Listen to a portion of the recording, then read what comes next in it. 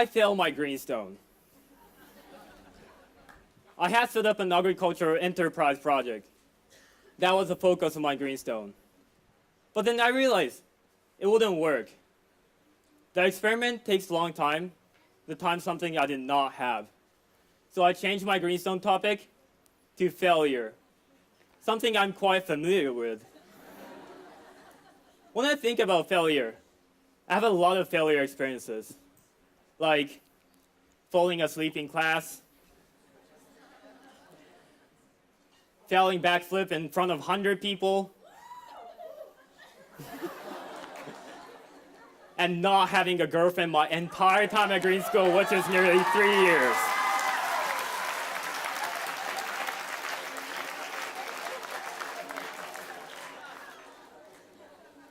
I dealt with a lot of failure, and I'm sure a lot of you guys have too. Although, I'd like you to think what failure actually means to you. And success. What does success look like to you? I think everyone has different definition of failure and success. In the education system, there are many definitions of failure and success. For example, in traditional education, failure is getting bad grades, getting into trouble, and just being different than other people. Success is all about getting good grades and getting into good university. I don't think that's what failure and success really are. Do you? Since I was little, I was a bit of a weird kid. I was different than other people. I was bad at maintaining friendships. I zoned out a lot. I made a lot of the same mistakes. And I couldn't listen to what people were telling me. Because of this, I got into a lot of fights with my parents, especially my mom. It got more and more intense over the years. And one day, my mom brought me to see a psychiatrist. On the way, I remember I was refusing to get out of the car to see a psychiatrist because I had a bad image of it. Eventually, my mom got me to the doctor's office, and as a result, I got diagnosed with ADHD. I was shocked and relieved at the same time. I was relieved because now I knew why I was different than other people and why I make a lot of the same mistakes. But at the same time, hearing this information made me scared. Maybe I felt like I was a failure. I felt retarded. That was my first step of understanding myself. And now, knowing myself, knowing I have ADHD, is helping me a lot. While I was in elementary school, I was bullied. It wasn't intense, but it was tough for me. I was always at the one at the bottom of the social group, and I resorted to hanging out with a friend group that treated me crap. I eventually learned to just ignore them. I was really surprised at how easy it was to solve that problem. This is when I first gained my self-awareness. I learned that people who are mean or try to annoy you are just hungry for a reaction. Take away their food, and problem goes away. Strangely, I solved my bullying problem through self-awareness. But I was not ready yet to take that deeper into my whole life. I failed to see how that simple solution could be applied to all my problems. So now, having high social status became my new goal. And I believe the quickest way to get there was to be a rebellious student. So, I became a badass. Instead of using self-awareness to fix my problems, I responded to the bullying from my parents and society exactly as I was labeled to. I became the badass society wanted me to become. I was trying to be cool and start smoking, drinking, and shoplifting. Looking back at it, it was very stupid and embarrassing, but that was the only way I knew to achieve my goal of reaching high social status. But since that, no one laughed at me. Being badass caused my parents a lot of troubles, and they hated me behaving like this. So they decided to send me to a rehab facility to fix my behavior. A rehab facility is basically like juvie. You have to report and get permission every single thing you do, even going to the bathroom. You have intense fitness training every single morning. Teachers had authority to give harsh punishments, so there was no trust between students and teachers. Some punishments involved sitting at the desk for 24 hours, excluding meal times, use of the bathroom, and sleep. As an inmate, I had to work long hours copying out sentences that were complete rubbish. I wasn't even able to talk with girls. And maybe that's why I haven't had a girlfriend yet. This whole rehab experience forced me to be society's idea of normal. And I knew I was not normal. A few months before my graduation from middle school, my parents gave me a choice of high school after I graduated. Greenstone was one of the choices, and now I'm extremely glad I chose to go Greenstone. Although, at the same time, I didn't know it was going to make any difference, and I was still carrying my badass label around with me. And that was the story until I came to Greenstone. As you can see, I've learned a lot of things from my mistakes and failures. I even failed at being badass at Greenstone because, like I did with the bullies, Greenstone did not care about what I did wrong and looked for what I did right. Greenstone took away the provocation by ignoring that label. I've learned that failure is part of the learning process, and you can learn a lot from your actions if you choose to see them more than just as the bad choices. Everything can lead to learning experience, so don't be afraid to fail. Find the good things that come from failing. This is really important lessons I learned from Greenstone. Fail fast, fail often. Earlier, I mentioned ADHD because it means a lot to me. So, what is it? ADHD is attention deficit hyperactivity disorder, which is one of the mental disorders that makes people inattentive, hyperactive, and impulsive.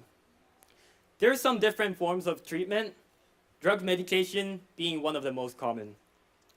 To take medicine, you have to be really careful with the risk of side effects. These are some of the side effects medicine could cause. That's a lot. Medication can help many people and at the same time have side effects. It is all about risk and benefit ratio.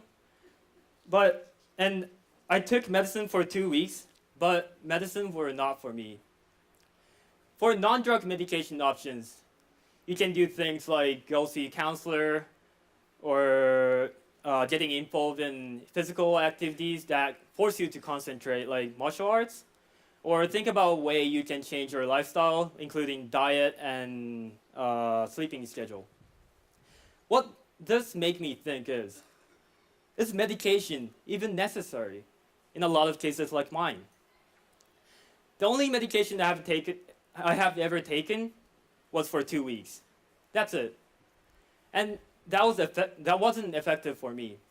And see how I'm fine now? ADHD is not a disability. It is just a different type of people who need different way to learn. When I think about what was causing me these failures and also leading me to success, it was both ADHD. 90% of students with ADHD have learning problems. ADHD could be a huge obstruction in the process of learning. Although, it could be advantageous by changing school environment focuses on learning through experience and looks at the difference of kids' attention. Like Greenstone. Some benefits of ADHD include creativity, being spontaneous, and seeing something from different aspects. So in a lot of cases like mine, A better solution for ADHD is to change the learning environment so that it highlights and improves on strength, rather than treating ADHD and forcing someone to be normal. Society's idea of normal is not your normal. Know yourself to figure out what your normal is. Who most knows about you? Your family, your friends, or yourself? I assume knowing yourself is the most important topic of study. Knowing yourself is understanding your strengths and weaknesses, your passions and fears, your desires and dreams, your likes and dislikes, and your tolerances and limitations. Knowing yourself means knowing your purpose in your life. I've learned a lot about myself during my journey, which has been incredibly helpful.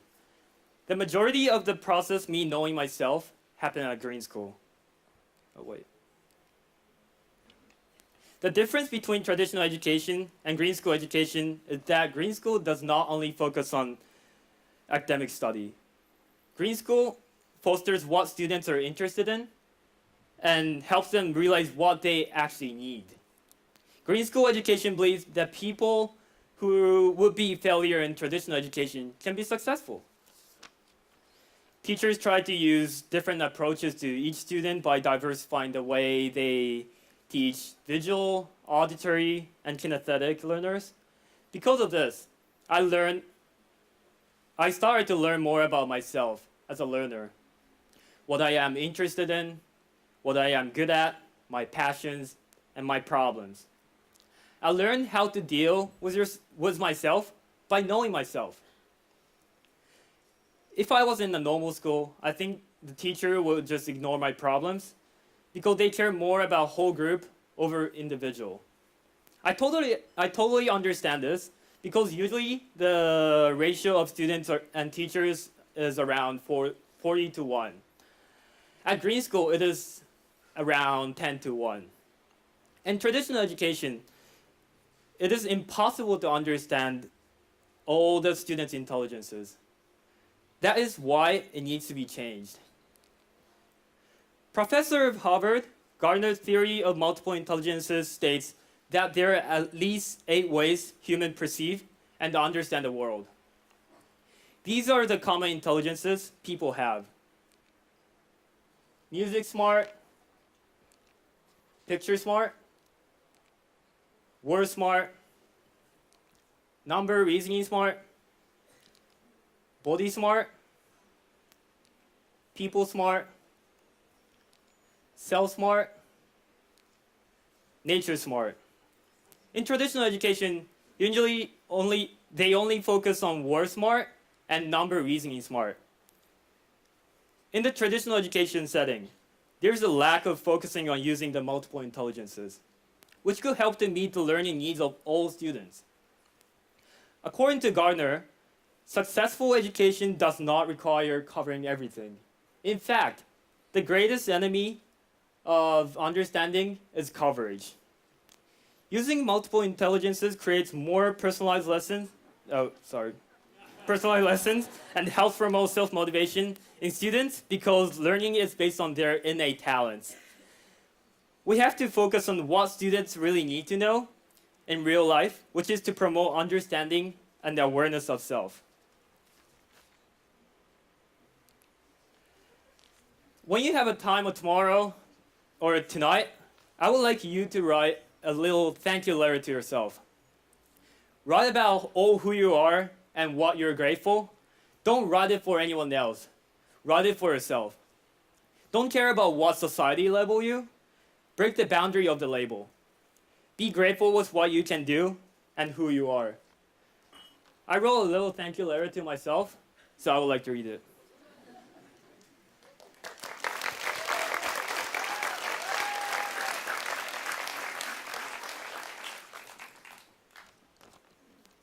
Dear me, thank you for being creative. Thank you for being spontaneous. Thank you for being patient to myself. Thank you for not giving up. Thank you for having a lot of experiences. Thank you for being different. Thank you for having ADHD. Thank you for turning failure into success. Thank you.